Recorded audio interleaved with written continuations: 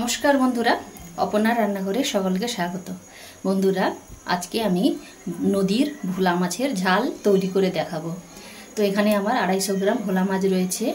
তো ভোলা মাছটা আমি ভালোভাবে কেটে ধুয়ে আগে থেকে নুন হলুদ মাখিয়ে নিয়েছিলাম। এদিকে ওভেনে কড়া বসিয়ে সরষে তেল দিয়ে দিয়েছি।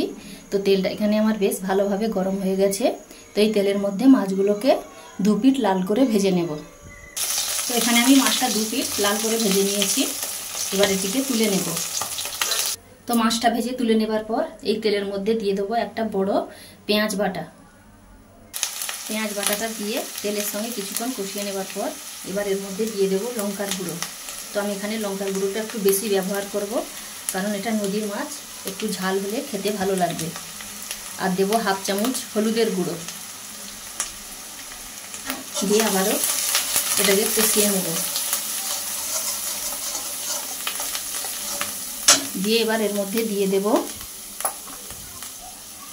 2 চামচ সাদা সরিষা ও 1 চামচ পোস্ত একসাথে বেটে নিয়েছি। তো এই পেস্টটা এবার এর মধ্যে দিয়ে দেব। আপনারা চাইলে এখানে শুধু সরিষা বাটাও ব্যবহার করতে পারেন। আর দেব সামান্য জল দিয়ে আবারও কিছুক্ষণ কষিয়ে নেব। তো সমস্ত মশলা কিছুক্ষণ কষিয়ে নেবার পর যখন এইভাবে তেল ছেড়ে আসছে তখন এর মধ্যে দিয়ে দেব জল আর দেব স্বাদ মতো নুন। জল দিয়ে কিছুক্ষণ ফুটিয়ে নেবার পর এবার এর মধ্যে দিয়ে দেব ভেজে রাখা মাছ আর দেব 3টে কাঁচা লঙ্কা চেরা। কাঁচা লঙ্কা চেরা দিয়ে একটা ঢাকনা দিয়ে ঢাকিয়ে দেব। তো ঢাকনা দিয়ে ঢাকিয়ে কিছুক্ষণ ফুটিয়ে নেবার পর গ্রেভিটা যখন ঘন হয়ে আসবে তখন উপর থেকে ছড়িয়ে দেব ধনেপাতা কুচি দিয়ে এবার গ্যাসের ফ্লেমটা বন্ধ করে দেব। তো তৈরি হয়ে গেল আমার নদীর ভোলা মাছের ঝাল। তো এটি তৈরি করা যেমনই সহজ, খেতেও খুব অসাধারণ।